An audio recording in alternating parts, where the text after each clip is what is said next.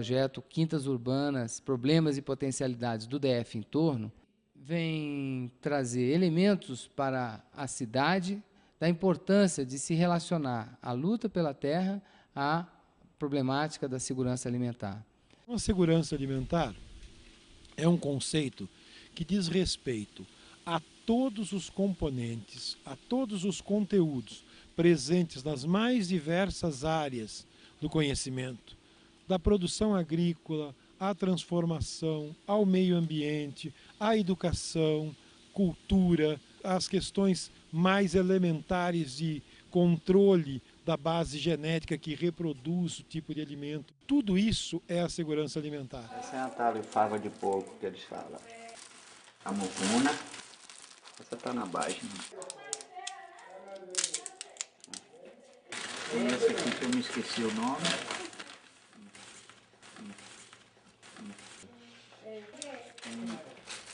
Tem essa aqui também, que é mucuna também, só que de outro tipo. Ao mesmo tempo que nós estamos resgatando essa semente crioula, nós estamos automaticamente resgatando e tomando parte de uma cultura que é nossa e que nossos antepassados veio lutando para isso, né?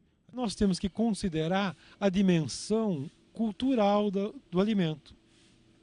E a dimensão cultural do alimento é aquilo que afaga a alma, é aquilo que traz de volta as nossas lembranças de infância.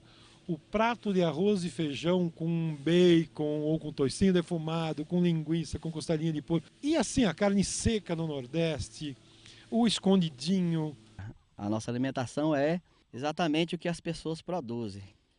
Verdura, carne de galinha, de porco, carne de gado, quando a gente se junta às vezes para faz uma compra coletiva de uma novilha, aí abate ela aqui mesmo, aí se divide, né? A reforma agrária, ela possibilita o indivíduo ele ter mais controle sobre os meios de produção. Apesar de estar no mesmo sistema capitalista, mas muitas vezes ele tem um porquinho, uma galinha, tem uma horta. Já o Boia Fria não tem essa possibilidade na cidade, muitas vezes, de ter animais, de plantar. E se você observar, nos assentamentos da reforma agrária, existe um interesse, um foco nesse tipo de comida. Não é porque não se dispõe ou porque não conhece outro. É porque isso faz parte intrinsecamente da noção do que é construir a vida para essas pessoas. Não, quem produz arroz, mandioca, já fez farinha, já deu conta de plantar cana, fazer rapadura, todas essas coisas a gente está produzindo aqui. Então a reforma agrária tem esse sentido também. Ela repõe no cotidiano das pessoas que estão assentadas essa visão da comida e da mistura, essa visão dos hábitos alimentares regionais.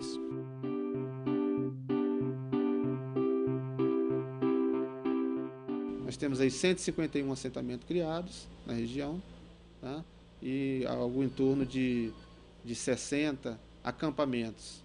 Desde vem lá de Luziano, eu estou com 4 anos e 4 meses já no acampamento. Aqui eu estou com 3 anos.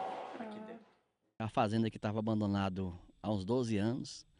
Então a gente fez o acampamento aqui nessa área aqui, que é uma área do Banco do Estado do Paraná, área que massa falida. O Unaí é um dos municípios de Minas Gerais que ele tem um grande PIB agrícola. Então, o Unaí convive no alto das chapadas com a grande produção do agronegócio e nos vales, muitas vezes, estão os assentamentos.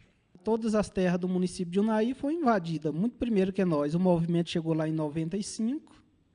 Em 95, o movimento começou a iniciar a primeira discussão lá na cidade, mas as terras de lá já estavam tudo invadidas pelos grandes. O processo de criação de um assentamento, né, atualmente ele está muito vinculado a demandas sociais, né, geralmente a partir de pressão dos movimentos sociais, né, que reivindicam assentamento de famílias já em fase de acampamento. Porque o movimento costuma fazer as ocupações para pressionar os órgãos. Os movimentos sociais auxiliam a execução da política de reforma agrária. Então é uma relação de planejamento e ao mesmo tempo de pressão para que a execução possa contemplar as demandas sociais. Se conseguimos entrar para dentro da área, Então, nós deixamos de estar no acampamento para ir para um pré-assentamento. E quanto tempo tem esse núcleo aqui, esse assentamento, acampamento? É pré-assentamento. Pré-assentamento, né? Tem uns 3 anos, tem mais de 3 anos, né? E o assentamento já é diferenciado do pré-assentamento, que é aquele que já está em condições, talvez não tão plenas, mas em condições mínimas de funcionamento. Desde a liberação do fomento, que é o primeiro crédito, o crédito de habitação e o PRONAF.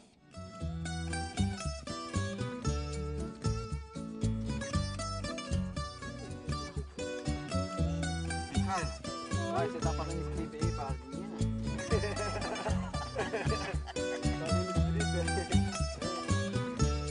O que você gosta de comer? Não tira não, bebê.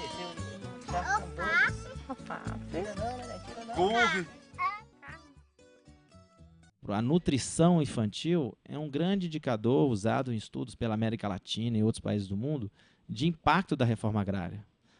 Se tem quase uma associação direta. À medida que se aumenta o acesso à terra, você tem uma melhora do estado de nutrição das crianças. Inclusive, interessante, se você, além do acesso à terra, acesso à água, ainda tinha uma sinergia. A grande vantagem do investimento na reforma agrária é de que essas famílias, ao saírem da cidade, da periferia, vão diminuir certamente os conflitos sociais que lá existem, e elas indo para o campo, elas vão produzir os seus próprios alimentos.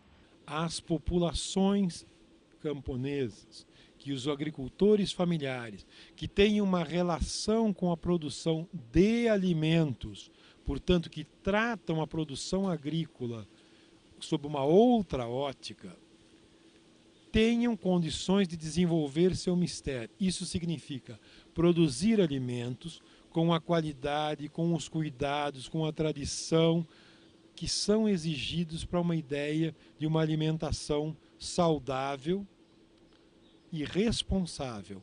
E agora os pequenos eles fazem, dependendo da época, eles já têm uma base com a época boa de produzir determinada cultura, viu? E ele faz aquela rotação de cultura, vai modificando, mesmo que o produtor pequeno, ele não pode ficar repetindo sempre a mesma cultura, porque é desvantagem para ele. Ele tem que fazer essa rotação de cultura para poder ter até aproveitar melhor aquilo que uma cultura deixa, a outra cultura aproveita, né?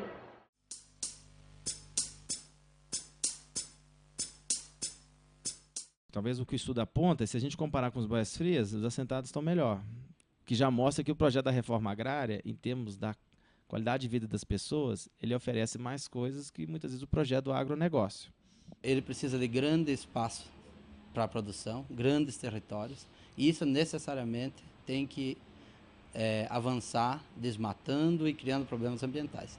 E do ponto de vista do trabalho, a cada vez mais ir precarizando as condições do trabalho. Quase 90% dos boias frias relataram exposição a agrotóxicos, enquanto os assentados e acampados em torno de 20% e 30%.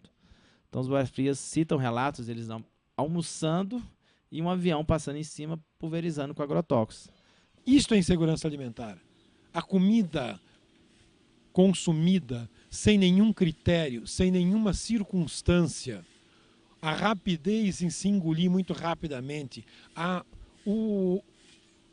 pressão do trabalho. Um dos dirigentes do MST foi preso, o Parazinho. Na verdade, foi um mandato de prisão para quase 30 dirigentes. E isso praticamente paralisou o MST em termos regionais, Distrito Federal em torno. Eu acredito que não foi um motivo único, mas eu acho que talvez tenha sido a gota d'água para a elite local. A nível nacional, uma pesquisa mostrar que os assentados da reforma agrária do MST comem 4 vezes melhor do que os boias frias em Unai. Enquanto que em Unai a gente sabe de toda a problemática que tem a relação com os fiscais, o assassinato dos fiscais do Ministério do Trabalho, que até hoje não foram punidos os mandantes. A questão que tem que se preocupar hoje é a qualidade, é garantir produção, sustentabilidade, né? E viabilizar as famílias que estão assentadas. Então tá uma coisa assim, né? Eu tô com meio pacote de arroz para passar não sei quantos dias. 3 meses, né, que falta a cesta e tem um monte de criança ali. Falta leite, falta alimentação. Aí não pode sair para trabalhar, né, porque o INCRA está vindo aí. A dificuldade da execução da imensa demanda social diante da limitação orçamentária. Tem limitação orçamentária para executar tudo. O INCRA é um instrumento de fazer a reforma agrária, mas já te falei do começo, o INCRA está sucateado. O INCRA está sucateado. Quem está lá está administrando as misérias que tem lá dentro do INCRA. Se todos os processos em andamento, aqui na superintendência, eles fossem criados assentamentos, nós atenderíamos aproximadamente 30% das famílias acampadas. A dificuldade é porque, assim, enquanto a gente não tem aquele lugar para você plantar e criar como é preciso, como a gente tem vontade, né? Que aqui, assim, você fica assim, você planta menos porque não tem como plantar muito, porque você não é dono, né? Saiu muito assentamento, mas foi assentamento sem assistência técnica, sem acompanhamento. É uma doença que ela é rapidinha, adoece agora, daqui meia hora tá morta. A prevenção é vacina, né? Mas nós vacinamos. Ó, essa aqui de manhã, ela tava boa. E agora tá desse jeito. E assim fica até terminar de morrer. Parece que ela fica cega, não sei. Essa doença aí. A liberação dos créditos dentro de um cronograma que é o cronograma da produção e da agricultura, né? Que é no momento certo ter disponibilizado o crédito para fazer o plantio. Isso é uma dificuldade que nós encontramos, que estamos tentando superar, mas não é fácil.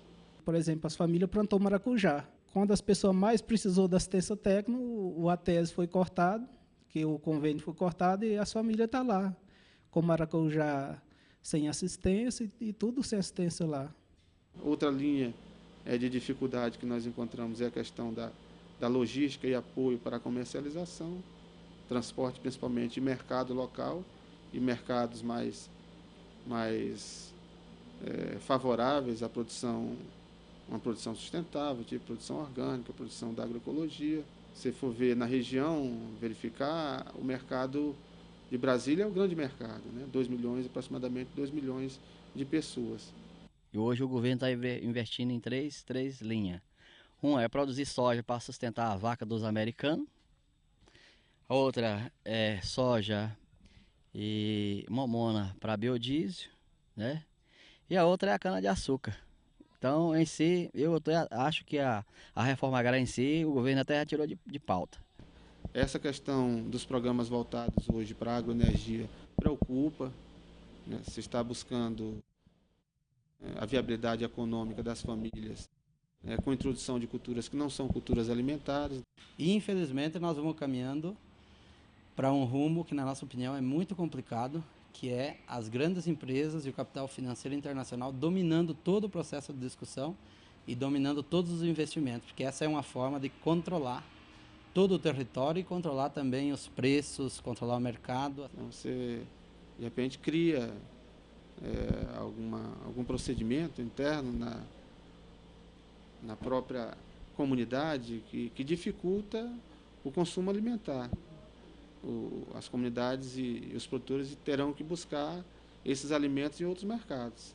Vários estudos demonstram e comprovam em números que a grande parte da produção de alimentos vem da agricultura camponesa. E dessa parte significativa vem dos assentamentos da reforma agrária. A maioria dos produtores aqui do DF são produtores pequenos ou médios. Grandes produtores aqui nós temos pouquíssimos, tá? De acordo com os documentos que a gente recebe. Porque existe grande produtor, mas de outras culturas, né?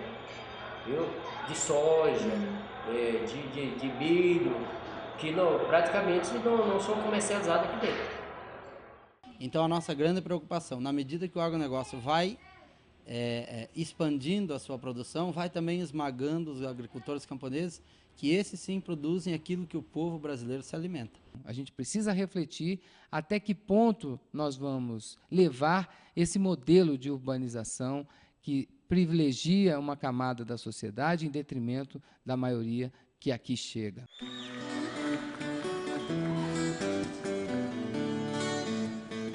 segurança alimentar deve ser usada como um princípio que orienta um conjunto de políticas públicas cujo objetivo é garantir que a alimentação atenda os requerimentos das necessidades humanas. Mandioca.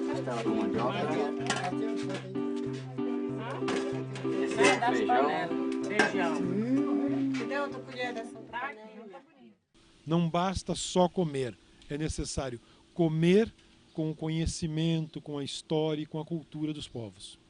Construir uma agenda comum de atividades entre o poder público, os movimentos sociais e a universidade, né? No caso da segurança alimentar, por exemplo, a UNB é uma universidade que, no seu cotidiano, mobiliza 25 mil pessoas por dia, mais ou menos. É um centro consumidor de alimentos. Como melhorar, fazer da universidade um exemplo de uma segurança alimentar no restaurante universitário, por exemplo?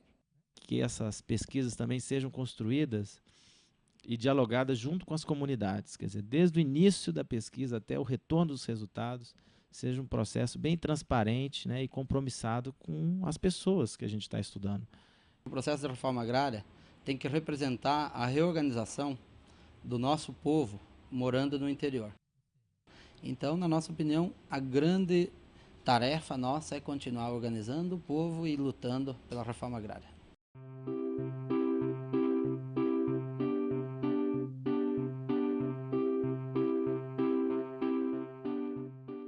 Como vai se dar isso? Creio que não vai se dar de forma independente, cada assentamento por conta própria.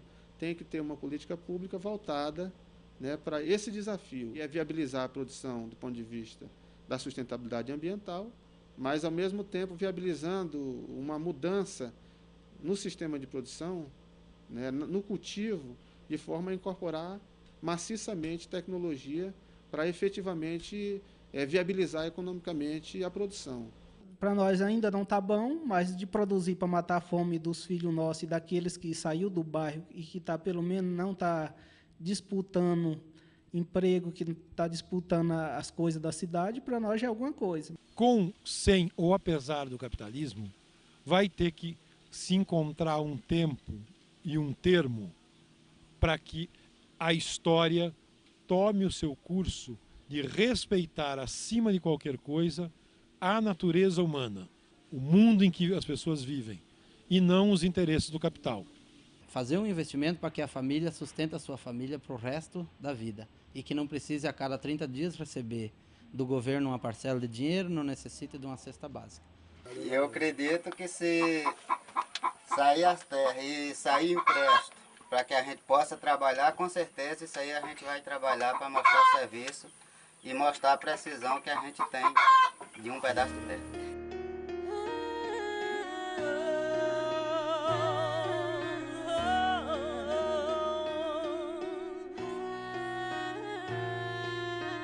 Periferia grita das ruas ao coração. Do barraco de madeira ao microfone na mão. Nenhum tesouro está seguro em seus cofres quando a fome invade o barraco dos pobres. É tanta pedra no caminho do povo sofredor. Salve as periferias, por favor. Nenhum tesouro está seguro em seus cofres quando a fome invade o barraco dos pobres. É tanta pedra no caminho do povo sofredor. Salve as periferias, por favor. Cresci no meio da covardia, da desigualdade. Sem brinquedos, sem roupa da moda, sem vaidade. Você mata meu povo pensando que somos mudos. País que tem orgulho de se fazer de sul. Periferia gritar, das ruas ao coração. Do barraco de madeira ao microfone na mão. Sem maquiagem, sem espelho.